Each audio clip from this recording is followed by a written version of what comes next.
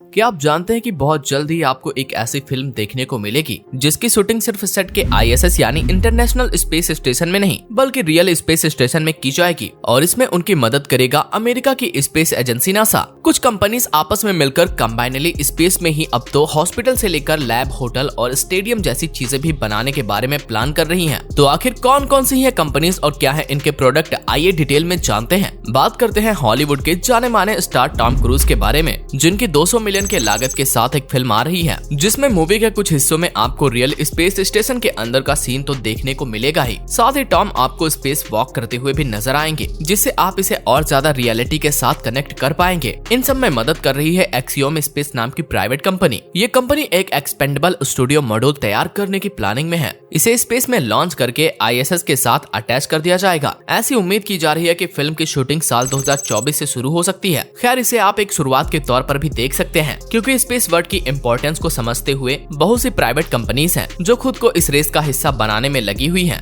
बात करें orbital reef के बारे में, जो स्पेस में एक बिजनेस एम्पायर खड़ा करना चाहती है। इस कंपनी का ये प्लान है कि यहाँ पर कई ऑफिसेस, मूवी स्टूडियो और स्पोर्ट स्टेडियम जैसी और भी कई चीजें बनाई जा सके। वैसे ये कंपनी शायद आपके लिए नई हो और इसका नाम भी आपके लिए नया हो, लेकिन इसमें ब्लू ओरिजिन, बोइंग और सीरा जैसी कंपनियां शामिल हैं, जिनका प्लान है जब 2023 में आईएसएस को डिकमीशन किया जाएगा तब तक ये लोग अपना private commercial space station build up कर चुके होंगे। इसमें नासा की तरफ से भी इन्हें पूरी मदद की जा रही है क्योंकि कहीं ना कहीं नासा भी ये चाहता है कि जब ये प्राइवेट कंपनीज लो अर्थ ऑर्बिटर के छोटे मोटे काम जैसे सैटेलाइट या फिर स्पेस स्टेशन की लॉन्चिंग का काम कर लेंगी तो नासा डीप स्पेस के रिसर्च पर अपना फोकस शिफ्ट करेगा। ऑर्बिटल रीफ कंपनी ने अगस्त 2022 में क्रिटिकल सिस्टम डेफिनेशन रिव्यू दिया था। इट मीन उनके प्लान आर्किटेक्चर को नासा के द्वारा अप्रूवल मिल चुका है और वो डिजाइनिंग फेज में पहुंच चुके हैं। ऑर्बिटल रीफ के नाम से जाने जाने वाले इस स्पेस स्टेशन की पृथ्वी से दूरी 400 किलोमीटर होगी। ऐसा होने से जहां टूरिज्म और फिल्म सेक्टर को नया एक्सप्लोर एरिया मिलेगा, वहीं कई प्रोडक्ट की मैन्युफैक्चरिंग भी काफी हद तक आसान हो जाएगी। काफी समय से हमारे साइंटिस्ट और डॉक्टर्स की टीम मिलकर आर्टिफिशियल ऑर्गन्स को डेवलप करने का प्लान कर रही थी, लेकिन अर्थ की ग्रेविटी की वजह से ये पॉसिबल नहीं हो पा रहा था क्योंकि इनको बनाने के लिए लो ग्रेविटी एरिया की जरूरत थी। ऐसे में इन कंपनीज के आगे आने से परेशानी भी खत्म हो जाएगी और पेशेंट को डोनर का वेट नहीं करना पड़ेगा और यहाँ डेवलप ऑर्गन से उनकी सर्जरी कंप्लीट हो सकेगी। फ्यूचर में ऐसी भी उम्मीद की जा रही है कि यहाँ स्पेस में ही हो सकता है कि कई सारे हॉस्पिटल भी खोल दिए जाएं।